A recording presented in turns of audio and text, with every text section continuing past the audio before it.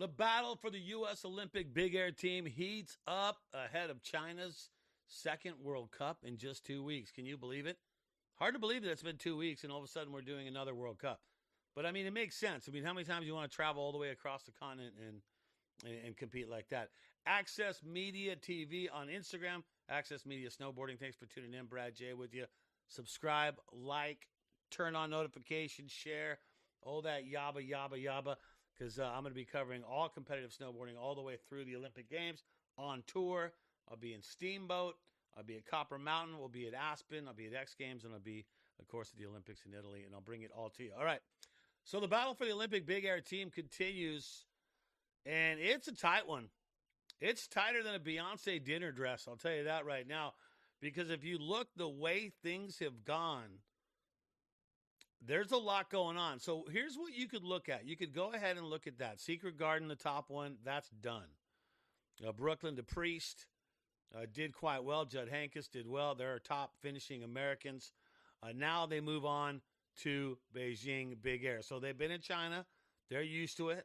They've had plenty of Chinese food, and they're ready to throw down. And what does it mean? What does it mean when you look at it right now? Let's just go ahead and pull this up. Here's the stats so far after the first World Cup. And Su Yiming, of course, because he took the win, has the lead. And Chen Yuji from China, another Chinese athlete showing up and blowing up. Ryomo Kamada in the number 3 spot. Eli Bouchard from Canada. Good to see Canada strong again. And that's also him. And you got Cam Spalding as well. Darcy Sharp. I mean, a very strong Canadian team. And Mark McMorris. Don't forget Sparky, that's for sure. And then the 2 Americans.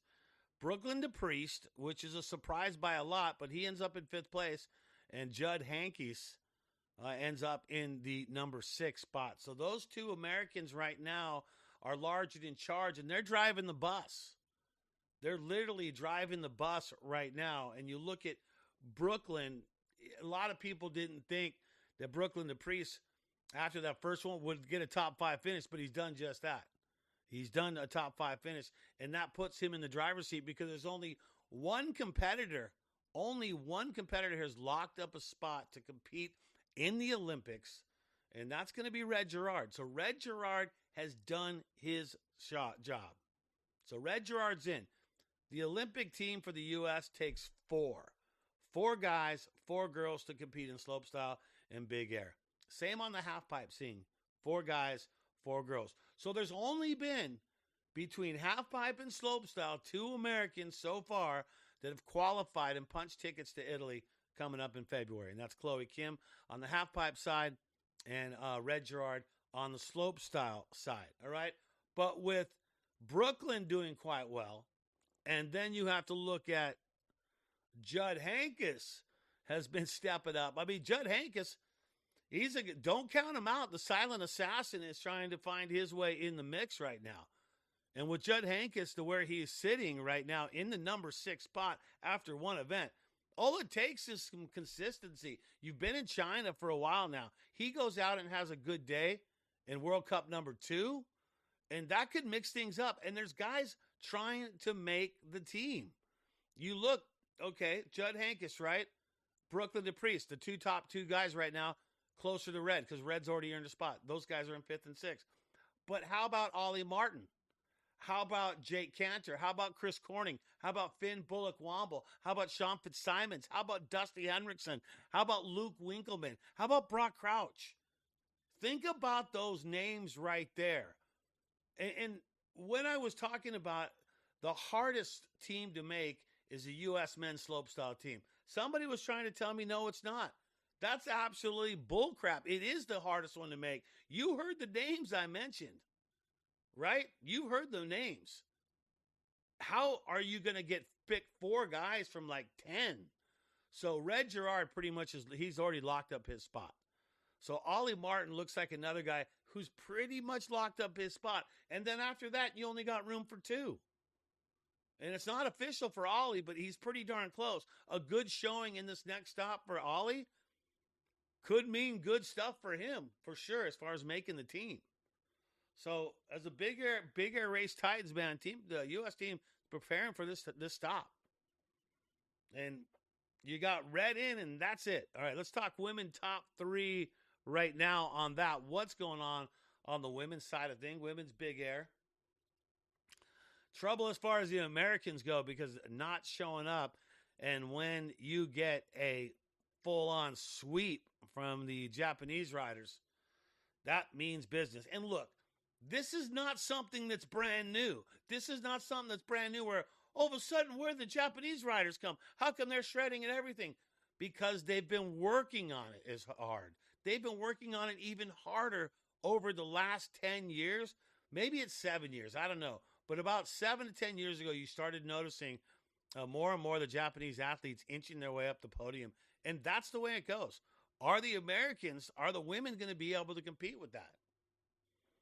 We don't have a solid pick yet for the 4. Who are the 4 going to be to represent the U.S.? And that's why this event coming up means a lot, especially for Team USA. The women are the ones that want to make a case for themselves. Who's going to be the top 4 competing in women's slopestyle and snowboarding, right? I mean, you just have to think about it because here's the schedule right here. That's a big schedule, okay? Secret Garden, finished, done. Let you do something in Beijing, big stuff there. And then you look, coming back at it, you got Steamboat, which is another event. Well, I'll be out there for that one. And then you got to look all the way to Aspen, and that is going to wrap it up. In Aspen, on the 10th of January, the U.S. team will be named in Aspen. And who is going to represent the men in slopestyle for snowboarding? Who's going to represent the women in slopestyle for snowboarding? Well, those answers all have to be done. And so if you look at it right now, and you look at the way things are going, and if you look at the men's side, as far as the women's side is up in the air right now on who's going to be the top 4. But the men's side, too, kind of up in the air. Red Gerard in, all right? A lot of pressure is off Red Gerard. That is for sure. But that puts the pressure and shifts it on guys that are trying to make it in, like your Judd Heynckes, your Ollie Martin, your Brooklyn DePriest, your Jake Canner, your Chris Corning, your Finn Bullock-Womble, your Shaun Fitzsimons, your Dusty Hendrickson, your Luke Winkleman, your Brock Crouches. Do you see what I'm saying? The list is thick, and you only have 4 spots.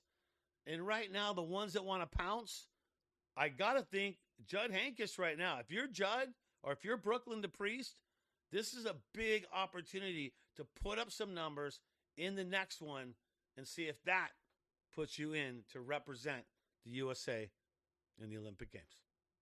That's going to do it, man. Access Media Snowboard on YouTube. You know the deal. Subscribe, like, share, and let your friends know where they can check it in. That's going to do it for me. I'm Brad J., and I'll see you on the hill.